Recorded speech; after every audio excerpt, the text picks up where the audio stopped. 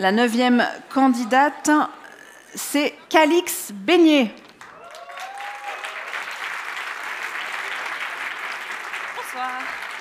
Bonsoir, Calix. Bonsoir.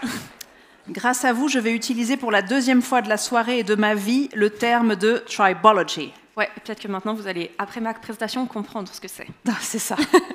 Tribology of lubricated, celui-là non plus, je n'utilise pas souvent. Micromechanical contacts, Tout à fait. c'est le titre de votre thèse, que vous travaillez au laboratoire de tribologie, donc à 3 fois, bravo. Et chimie d'interface avec le docteur Stefano Michler. Tout à fait. À vous, Calix. Merci beaucoup.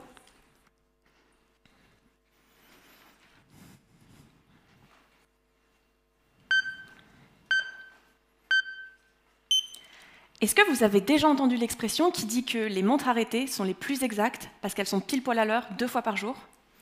Ouais, quand on parle de montres mécaniques, c'est encore pire, parce que ces dernières, elles peuvent perdre jusqu'à 2 secondes par jour. Mais bon, pas de panique, il y a une solution.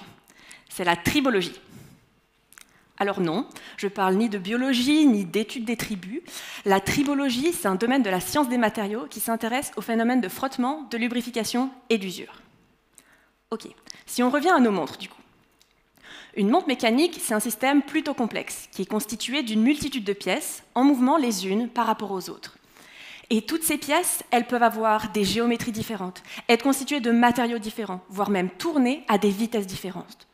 Et toute cette multitude, c'est autant de possibilités pour l'énergie de se perdre sous la forme de frottement. Bon, qu'est-ce qu'on fait quand on a trop de frottement? On ajoute de l'huile. Pour être un petit peu plus précise, en général, on va venir utiliser des lubrifiants liquides comme des huiles ou des graisses afin de maintenir un frottement minimal dans les mouvements de montre horloger. Le souci, c'est que cette solution, elle n'est pas parfaite. Il peut arriver que l'huile s'échappe hors du contact où on l'a initialement appliquée. Et ça peut avoir 2 conséquences. La première, c'est que comme l'huile sort du contact, eh bien, elle ne le lubrifie plus, donc on augmente les frottements. La deuxième possibilité, c'est que comme l'huile sort du contact où on l'a appliquée, elle peut aller contaminer une autre partie du mouvement qui, elle, ne supporte pas d'être recouverte d'huile. Et ça augmente les frottements.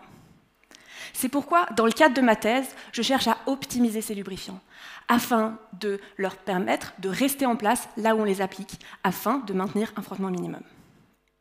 C'est un beau programme, mais la question c'est comment on fait? La première chose qu'on peut faire, c'est aller regarder les surfaces, changer leur rugosité, leur texture, leur appliquer un traitement de surface, afin de leur permettre de maintenir le lubrifiant sur elles. La deuxième chose qu'on peut faire, c'est aller s'attaquer aux lubrifiants eux-mêmes, en changeant leur composition, leurs propriétés physiques, chimiques, comme leur viscosité, voire même en changeant leur type, afin de leur permettre intrinsèquement de ne plus s'étaler. Le souci, c'est que comme tous les lubrifiants ne sont pas adaptés à toutes les situations, il faut aussi comprendre les mécanismes de lubrification qui sont associés à chacun d'entre eux.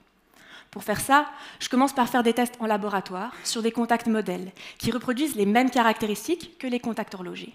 Et l'idée, c'est de plus tard appliquer les solutions les plus prometteuses dans des vrais mouvements de montre. Du coup, avec un petit peu de chance, d'ici la fin de ma thèse, on n'aura plus besoin d'arrêter nos fameuses montres suisses pour être parfaitement à l'heure. Merci.